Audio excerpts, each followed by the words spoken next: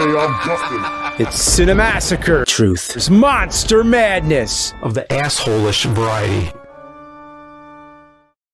Today we'll be looking at something a little different than usual.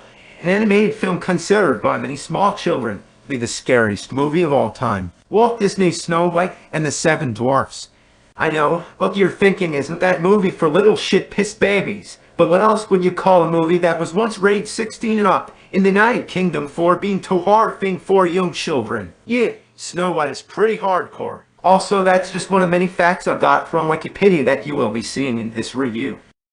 Now, I know Disney is more up 10-inch or Mike's Ollie, but my wife decided she wanted to cuck me last night, so I decided this would be a perfect movie to watch with my kids, so she could enjoy herself without any interruptions. I love my kids so much. This is a story basically everybody knows, so I don't want to waste too much time summarizing the plot, especially because I have to get this review done by 5:40 in case my wife needs me to bring them up. Well, it's gonna be you. The movie stars Snow White, teenage girl who is the fairest in all the land and lives in a castle with her evil stepmother, the Queen, who desires to be the fairest in all the land instead. And she will even attempt to kill her own stepdaughter to achieve that title. Talk about a shitty parent. Unlike me, I love my kids. Snow White escapes and runs into a scariest forest. You be careful those trees don't try and pickpocket you. Until she finds a small house in the woods, where the seven dwarfs take her and make their home.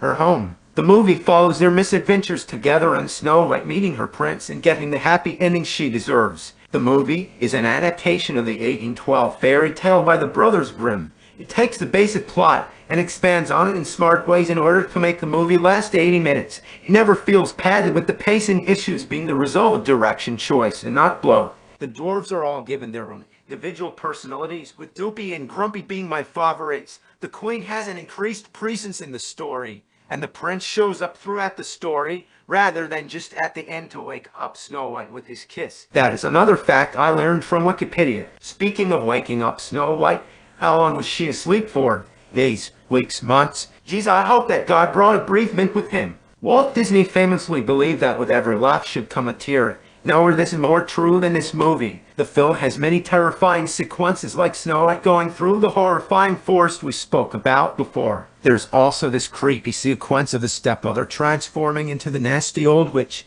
and even something truly horrible happening to Snow White at one point in the film. I won't show that here because it's better experienced with your own eyes. My kids could take it because they've grown up with classic horror films such as Jaws and Dawn of the Dead, but for someone not used to the genre, let's just say don't watch this on a full bladder. The movie also has many heartwarming sequences like Snow White cleaning up the home of the dwarfs with the help of the woodland creatures, or Snow White receiving true love's kiss at the end.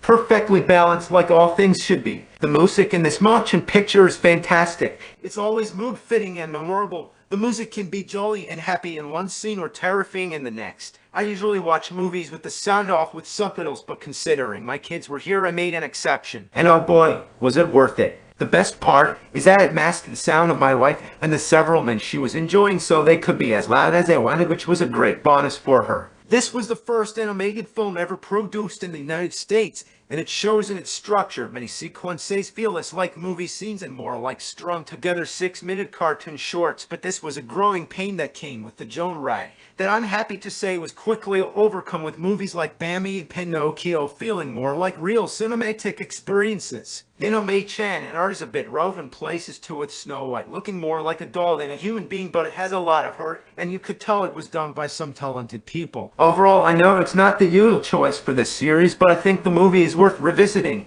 and should be remembered as a horror classic. My kids agree, at least.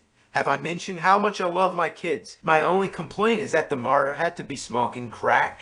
How do you see this and that? Think she's the fairest in the land? What were they thinking? I have to go. The kids are sound asleep and my wife should be finishing up with her guests, and I need to have warm towels from the dryer ready for them to freshen up with. Happy Halloween.